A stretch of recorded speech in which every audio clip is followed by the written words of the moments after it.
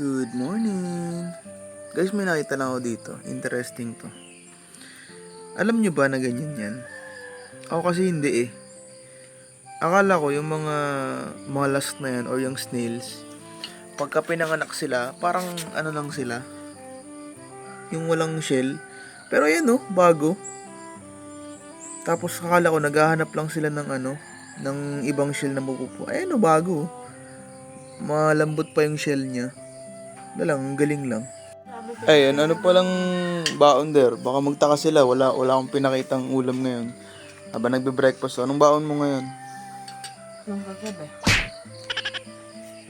Oo, very informative ka sa video, no? Ayun lang naman yung gusto kong i-share today. Happy Friday. Oo, kala nyo wala na yung takip, no? Pero iba naman yung natin ngayon, takip. O, tingnan natin kung ano to. Kumukulo. Yan yung baon ni Sander kanina.